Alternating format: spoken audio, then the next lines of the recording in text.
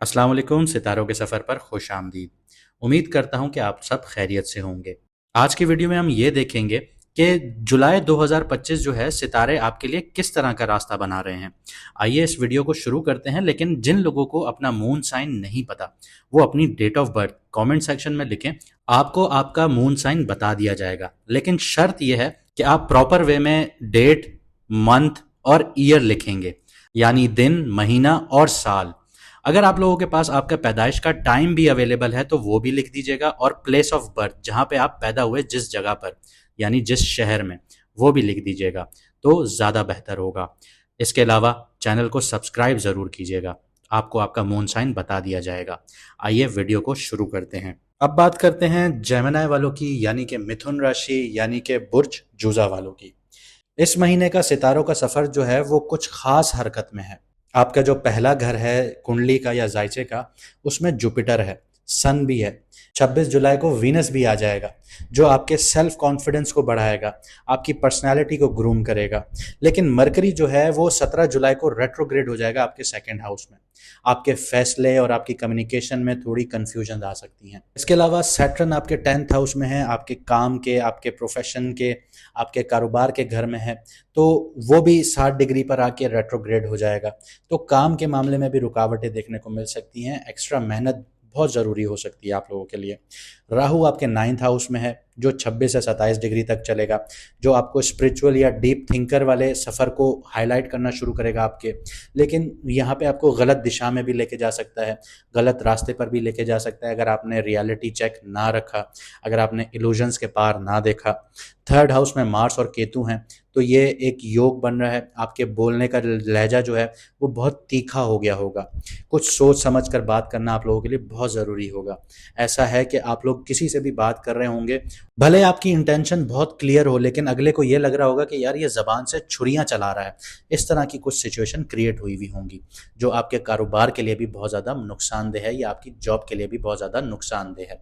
अब देख लेते हैं कि जो मून का जो सफ़र है, जो चांद का सफ़र है इस महीने, आपके लिए कौन से दिन बेहतरीन साबित करेगा और किन दिनों में थोड़ी सी मुश्किलात आ सकती हैं। सबसे पहले जो बेहतरीन दिन है वो 4, 6, 13 से 16 और 22 से 24 होगा।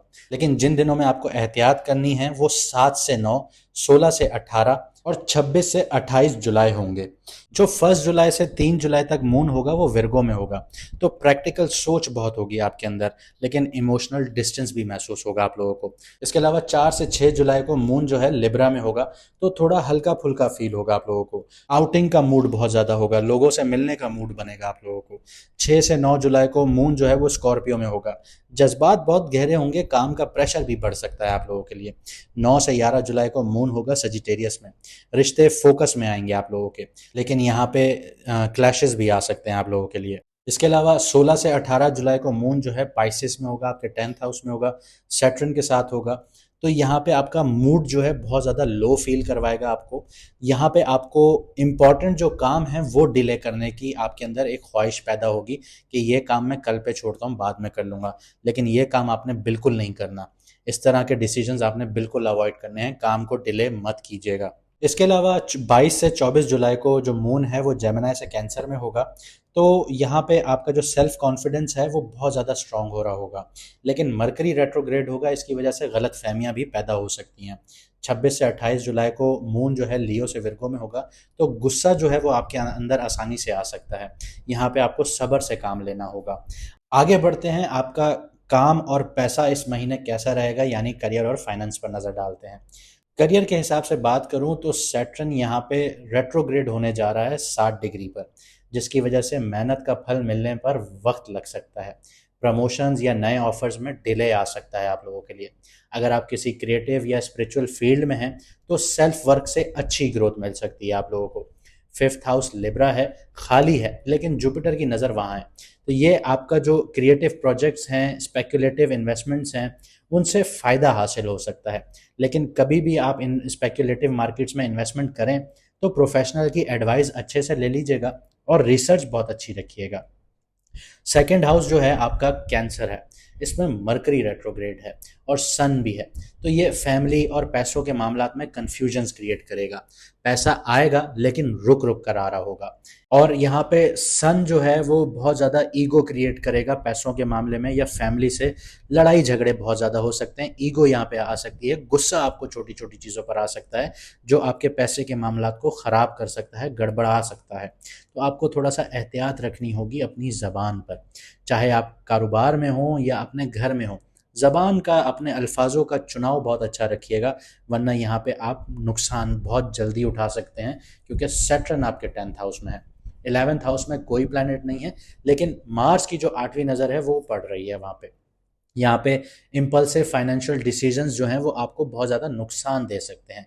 जज्बात में आके कोई फ़ैसला नहीं लेना फाइनेंशियल हवाले से, कोई भी आपने पैसा इन्वेस्ट नहीं करना। देखें, आप ज़िंदगी के उस मोड़ पर हैं जहाँ पे आपको कोई सपना दिखाएगा ना कि आप 100 रुपये लगाओ और मैं आपको 110 रुपये प्रॉफिट दूंगा, या 50 रुपये प्रॉफिट दूंगा, या 60 रुपये दूंगा, या 40 रुपये दूंगा, तो आप लोग जज्बाती होकर लगा देंगे कि मेरे पास अभी पैसा रुक रहा है, मैं इस जगह पे लगा देता हूँ, मुझे यहाँ से पैसा हासिल हो जाएगा। तो ये सबसे बड़ी आपकी गलती होगी, क्योंकि कभी भी 100 रुपये पे आपको 20 रुपये भी कोई मुनाफा दे रहा है तो वो गलत दे रहा है, वो आपको नुकसान पहुँचा सकता है। अगर आपको 100 रुपये पे सही मुनाफा जो मिलने वाला है वो 4 रुपये 5 रुपये हद है, ये समझ में आता है कि यहाँ पे बहुत बड़ी हद है ये, कि 5 रुपये भी कोई दे रहा है और सीधे काम से दे रहा है। लेकिन कोई आपको सपना दिखा रहा है कि 20% देने का, तो वो सबसे बड़ा चूना लगाएगा आपको, आपको पता भी नहीं चलेगा।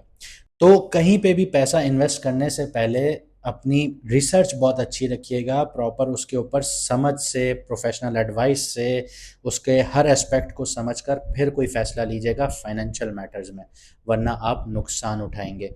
हो सकता है कि आपका कोई प्रोडक्ट लॉन्च करने जा रहे हों, तो ये टाइम आपके लिए बिल्कुल सही नहीं है। आपको कोई भी प्रोडक्ट लॉन्च नहीं करनी चाहिए। अगर आप ग्रोथ के सपने देख रहे हैं और आपको ग्रोथ नहीं मिल रही, आप फ्रस्ट्रेट हो रहे हैं, तो आपको सीनियर से या अपने बॉसेस से लड़ने झगड़ने की ज़रूरत नहीं है। आप जिस जॉब पर काम कर रहे हैं उससे भी हाथ धो सकते हैं, तो थोड़ा ख्याल से चलिएगा। प्यार और रिश्ते की बात करते हैं। जेमिनी सिंगल्स के लिए ये महीना रोलर कोस्टर जैसा रह सकता है। 5th हाउस खाली है, लेकिन जुपिटर का असर आपको फ्लर्टेशन या अट्रैक्शन दे सकता है, लेकिन इमोशनल कनेक्शन डीप नहीं होगा आप लोगों का। कमिटेड लोगों के लिए 7th हाउस सजिटेरियस है, काफ़ी जो असर है वो बहुत ज़्यादा स्ट्रांग रहेगा। यहाँ पे जुपिटर की नज़र वहाँ पे भी समझदारी और बराबरी लेकर आ रही है। आपको समझदारी से भी चलना है और आपको अपने रिश्ते में बराबरी भी चाहिए, तो इस तरह की सिचुएशंस आपके लिए क्रिएट होंगी। लेकिन आपके 3rd हाउस में केतु और मार्स का जो योग बना हुआ है वो आपकी ज़बान को छुरी से कम नहीं बना रहा। यहाँ पे आपके जो अल्फाज हैं वो इतने तेज़ तलवार जैसे हो सकते हैं कि आप अपने रिश्ते को भी खो सकते हैं, मिसअंडरस्टैंडिंग्स क्रिएट हो सकती हैं। तो आपको बहुत सोच समझ के अपने अल्फाजों का चुनाव रखना होगा। देखें, सितारे हमेशा आपको रास्ता दिखाते हैं, उस रास्ते पर चलना या ना चलना ये आपके अपने हाथ पर होता है।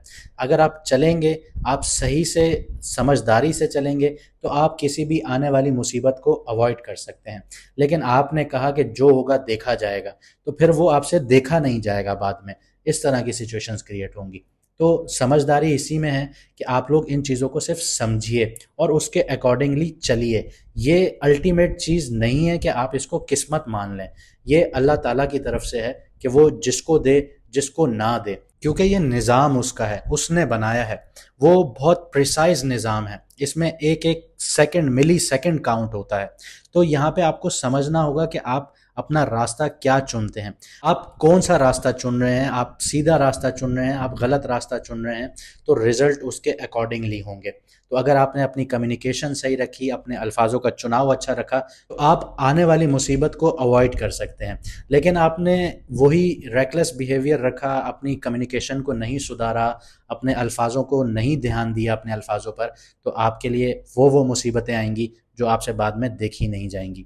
क्योंकि 7th हाउस पर जो नज़र है वो सैटर्न की 10वीं नज़र है, तो यहाँ पे आपको थोड़ा सा एहतियात भी करना होगा, क्योंकि मिसअंडरस्टैंडिंग्स यहाँ पे हाईली क्रिएट हो सकती हैं। आपकी इंटीमेसी पर इफ़ेक्ट आ सकता है, आपके ट्रस्ट इश्यूज हो सकते हैं। तो एहतियात से चलें और हर किसी पे भरोसा ना कीजिए। देखें, एक बात दिमाग में बांध लीजिए कि रिश्ते जो हैं वो ज़बरदस्ती से नहीं चलते, प्यार से चलते हैं, म्यूचुअल रिस्पेक्ट से चलते हैं, म्यूचुअल समझ से चलते हैं। तो अगर आपको आपका रिश्ता प्यारा है तो उसको समझिए, उस इंसान को समझिए जो वो कहना चाह रहा है। और अगर आप नहीं चाहते कि आपका रिश्ता चले तो फिर आप जैसे कंटिन्यू कर रहे हैं वैसे आप कर सकते हैं। आगे बढ़ते हैं, सेहत और सुकून के बारे में बात करते हैं। सिक्स्थ हाउस में कोई प्लैनेट नहीं है, लेकिन मार्स की जो चौथी नज़र है वो इफेक्ट ज़रूर कर रही है आपके सिक्स्थ हाउस को। छोटी मोटी चोटें आप लोगों को लग सकती हैं, इन्फ्लेमेशन यहाँ पे ट्रिगर हो सकता है, स्ट्रेस ट्रिगर हो सकता है आपके अंदर, आपको एनजाइटी रह सकती है, खून से रिलेटेड इश्यूज आ सकते हैं जैसे ब्लड प्रेशर हो गया।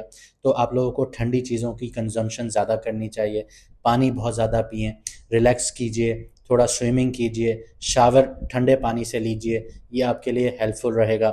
मून जब स्कॉर्पियो या पाइसेस में होगा तो आपको एनजाइटी या मेंटल फटीग बहुत ज़्यादा हो सकती है। इस वक्त अपने आप से प्यार करना सीखिए। वीनस आपके 12th हाउस में है, ये वक्त आपके लिए शांति और हीलिंग का है। इसके साथ मेडिटेशन कीजिए, जर्नलिंग कीजिए, ग्राउंडिंग प्रैक्टिसेस कीजिए, या अकेले कहीं पे निकल जाइए, सफ़र कीजिए, ट्रैवलिंग कीजिए, कहीं ऐसी जगह चले जाइए जहाँ पे आपको सुकून मिलता है। ये टाइम आपके लिए इन चीज़ों के लिए परफेक्ट है। देखिए, जब इंसान थक चुका होता है ना तो उसको एक नया सफ़र नहीं चाहिए होता, उसको सुकून चाहिए होता है। अपने लिए वक्त ज़रूर निकालिए, इसी में आपके लिए भलाई है। आगे देख लेते हैं कि आपके लिए इस महीने चैलेंजेस क्या हैं और आपके लिए अपॉर्चुनिटीज़ क्या हैं, यानी चुनौतियां और मौके कहाँ हैं। सबसे पहले चैलेंजेस या चुनौतियों की बात करते हैं कि वो क्या हैं। यहाँ पे सैटर्न और मरकरी जो रेट्रोग्रेड होंगे ना, वो आपके लिए बहुत बड़ा मसला क्रिएट करेंगे। आपको ओवर थिंकिंग हो सकती है, आपके बनते बनते काम रुक सकते हैं। तो ये सारी चीज़ें आपको सैटर्न और मरकरी की वजह से होगा। हर काम 2 बार चेक करें करने से पहले। इमोशनली होके फैसले ना लीजिएगा, उसको प्रॉपर रिसर्च कीजिएगा। ये आपके लिए यहाँ पे चुनौती में अपॉर्चुनिटी है कि अगर आपने इमोशनल होके फैसला ना लिया, रिसर्च अच्छी की, हर काम को 2 बार चेक किया, तो यहाँ पे अपॉर्चुनिटी इसी काम में निकल आएगी। अपनी ज़बान को अच्छे से इस्तेमाल कीजिए, अपने अल्फाजों का चुनाव बहुत अच्छा कीजिए, वार्तालाप आपका बहुत अच्छा होना चाहिए। अपॉर्चुनिटी आपको जो दे रहा है वो जुपिटर दे रहा है, क्योंकि वो आपके पहले घर में है। यहाँ पे जो वक्त जो है ना, ये आपके लिए सेल्फ ग्रोथ का वक्त है। आप अपने ऊपर काम कर सकते हैं, कोई नया स्किल सीखिए, इमेज बिल्डिंग कीजिए, अपने किरदार को उभारिए। ज़िंदगी में एक ही जगह पे रहना कोई कामयाबी नहीं होती, आगे बढ़िए, नए स्किल सीखिए। देखिए, इसकी मिसाल मैं आपको ऐसे दूंगा कि एक गाड़ी एक कंपनी निकालती है, क्या उस गाड़ी को वो 25 साल चला सकती है, 30 साल चला सकती है? कभी भी नहीं चला सकती। उसको 5 साल बाद उसको मॉडिफाई करना पड़ता है, उसको अपलिफ्ट करना पड़ता है, फिर मार्केट में दोबारा वो लॉन्च होती है। तो आपको भी अपने आप को दोबारा लॉन्च करना पड़ेगा, नई चीज़ सीखनी पड़ेगी, अपना बेस्ट वर्जन निकालना पड़ेगा। तो आगे बढ़िए। इसके अलावा जो केतु और मार्स की योग है ना, ये आपको बहुत ज़्यादा जज्बाती बना सकता है। इसका बेस्ट हल जो है ना वो ये है कि आप पहले सोचिए, फिर बोलिए और फिर एक्शन लीजिए। अगर आप इन तीनों चीज़ों पे काम करते हैं तो आप इस एनर्जी को काबू कर सकते हैं। अब मैं आपको रेमेडीज़ बताता हूँ, यानी उपाय बताता हूँ कि आपको इस महीने कौन सी रेमेडीज़ या कौन से उपाय करने चाहिए जो नेगेटिव एनर्जीज़ हैं प्लैनेट्स की, वो काबू में आ सकें। हर फ्राइडे वाले दिन किसी गरीब को ठंडी चीज़ दीजिए, सदका कीजिए, दान कीजिए। जैसे ठंडी दही हो गई, पानी की बोतल हो गई, इस तरह की चीज़ें दीजिए, ये आपके लिए अच्छा है। इसके अलावा रोज़ 5 मिनट ग्रेटिट्यूड जर्नलिंग कीजिए, ऊपर वाले की नेमतों का शुक्र अदा कीजिए, क्योंकि ये निज़ाम ऊपर वाले का है, अल्लाह ताला का है। एक एक मिली सेकेंड का ये निज़ाम जो है ना बहुत प्रिसाइज है। तो जब आप उसका शुक्र अदा करते हैं, वो ज़ात तो इस निज़ाम से ऊपर है, वो अर्श अज़ीम का मालिक है, उस अर्श के नीचे सारे निज़ाम आते हैं। तो जब आप अल्लाह ताला का शुक्र अदा करते हैं, वो आपकी शुक्रगुजारी से खुश होकर आपको और ज़्यादा नवाजता है। तो अपनी ज़िंदगी में ये मामूल बना लीजिए कि आपने रोज़ शुक्रगुजारी करनी है। इसके अलावा रोज़ 2 घंटे निकालिए अपनी ज़िंदगी के, जिसमें कोई भी डिवाइस, चाहे लैपटॉप है, मोबाइल है, टीवी है, उन सब चीज़ों से दूर हो जाइए। एक कॉपी पेंसिल लीजिए और जो आपके दिमाग में चीज़ें चल रही हैं उनको लिखना शुरू कीजिए। ये एक तो आपकी डिजिटल डिटॉक्स होना शुरू हो जाएंगे, आप लोग मोबाइल लैपटॉप वगैरह से दूर होना शुरू हो जाएंगे। साथ ही साथ आपके दिमाग में जो चीज़ें चल रही हैं उनको भी आप लिखेंगे, उनके ऊपर रिसर्च करेंगे, कोई आइडिया आपके दिमाग में आ सकता है, जो नेगेटिव चीज़ें चल रही हैं वो बाहर आ सकती हैं, आपको समझ आ सकता है कि आप कहाँ गलत हैं, कहाँ आप सही हैं। हर पहलू से सोचिए, समझिए, लिखिए, ये आपके लिए फ़ायदेमंद होगा। इसके अलावा हर रोज़ इस चीज़ को बोलिए कि मैं हर दिन बेहतर हो रहा हूँ। ये आपको पॉजिटिविटी की तरफ लेके जाएगा, आपका दिमाग पॉजिटिव होना शुरू होगा, तो आप एक्शंस भी पॉजिटिव लेना शुरू करेंगे। अगर मैं इस महीने को आपके लिए सम अप करूं, तो ये महीना आपके लिए मुश्किल तो हो सकता है, लेकिन मंजिल से दूर नहीं लेके जा सकता। बस समझने की ज़रूरत है। उम्मीद करता हूं आपको ये वीडियो पसंद आई होगी, आपने बहुत कुछ सीखा होगा और आप अपनी ज़िंदगी को बेहतर बनाएंगे। अगर ऐसा है तो वीडियो को लाइक ज़रूर कीजिएगा, अपने दोस्तों के साथ शेयर कीजिए ताकि वो भी अपनी ज़िंदगी बेहतर बनाएं।